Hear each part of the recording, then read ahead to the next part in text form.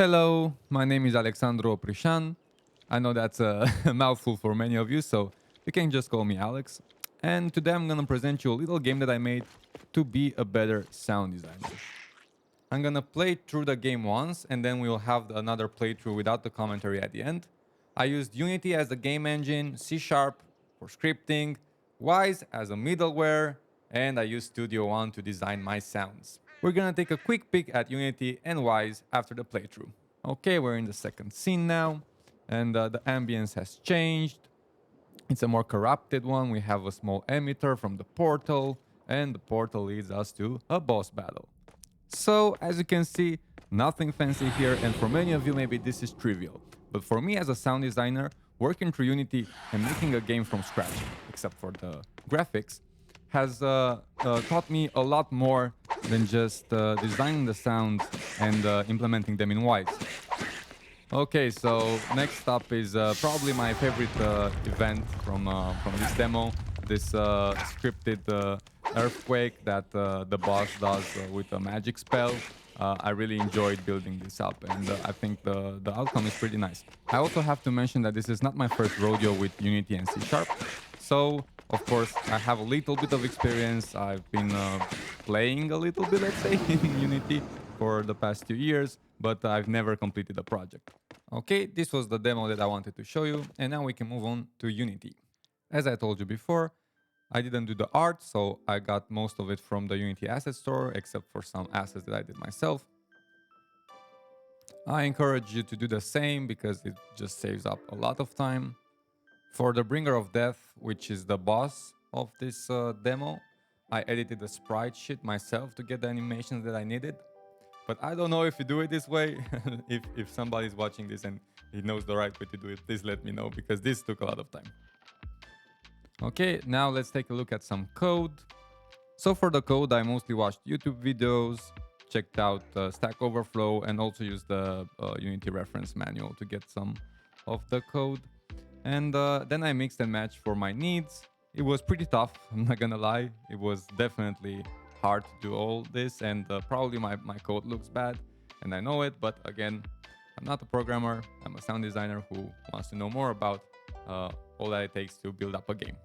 In our face is the script that happens when the boss falls under 60 health, and also we have here the different sounds that are playing on animation events.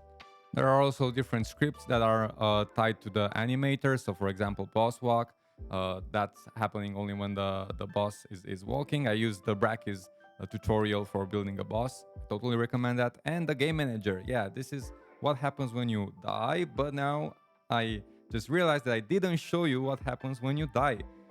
So let's get a quick look at that just for the sound. Okay, so let's hear that. But this will take a while. Let's speed it up. And beautiful. Okay, so you can actually also die when you're fighting the boss. And he just returns to his idle state. Perfect. Okay, the switch FS is a script that only manages the footstep sounds.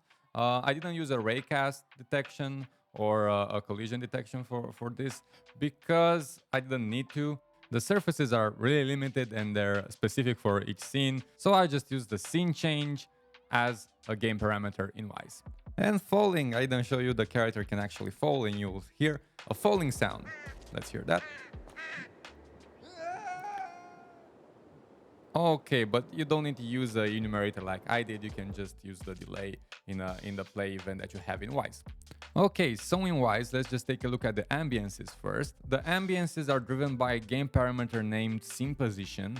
So Unity sends the scene position to Wise, and that's how we know how to change the ambiances. And we have three ambiances. The ambience forest. The ambience forest decay is kind of the same, but because it's a more corrupted place, it doesn't have the bird sounds and all that. It has this crow that plays one time. And also in ambience forest, we have different type of bird sound effects just to keep it more interesting in a random container. And then the ambient beds, and the cave ambience is a pretty basic drone. So we played the ambient sounds only once, and then we don't need to care about that anymore. We can also see that we have a seek event attached on the play event that basically allows us to have a different starting point on our loop when we play the ambience. Okay, moving forward to our player character, our knight. Nothing really interesting integration-wise here. It's just the way that it's being built up. So we have different footsteps, different sword contact sounds. So when the enemy is hit, we can have this contact sound, and we can reuse them for similar types of enemies. And as I told you in the scripting part of this video, yeah, we have the sim position that drives our switch for the footsteps. We have Knight Attack 1 and Knight Attack 2. We have different attack sounds because we have different animations for each one. Yeah, I forgot to check the state. Okay, so we want reverb off. We have reverb on the boss fight. Okay, so these are the attack sounds. Then we have Knight Heard. So every time we're being heard, we have a different sound because we have this random container with different vox sounds. The landing sound, which I gotta admit, it was super hard to implement in Unity, just because it was so hard to figure out how the character should play the sound only when he's falling, when he's touching the ground from a jump or just falling down. Okay, that's how it's built up. And the death sound, which I showed you previously. Okay, and also the fall sound. Okay, that's how I did my 2D player character in Wise. We also have the portal sound. I used an attenuation for it, just to make it a little bit more dynamic. Now it's being filtered down, but if we go to the RTPC and we close in the distance, yeah, now we can hear the full sound. So as we're getting closer, we hear this sound. Pretty cool, even in 2D. As you probably figured out, the game took a lot more than I'm showing right now, and I'm highlighting just bits and pieces that I found interesting, and now we can just jump to my conclusions going through this experiment. So why I think this experiment is important? 1. Better communication in a team. I really think I can speed up the development process if I understand the basics of making a video game, because I can understand my teammates better, I can pose better questions to them, and I can manage my expectations, of course. 2. Added value. I think this provoked me to really understand the game engine and also learn a little bit more about coding in C#, and I think this makes me a little bit more attractive compared to other candidates, let's say. And 3. Opportunities in indie games. I think here is the biggest extra point, because at the end of the day, I'm gonna wear multiple hats probably if I work with a smaller team. Yeah, there are games like Inside or Limbo, they have a bigger audio department, but maybe I will have an opportunity with a smaller team and I will be the only audio guy, and I will be able to make the sounds, put them in Wise, and then ship the game, because I was also able to put them in the game engine, which is great. But, and this is the big but, these are nice extras.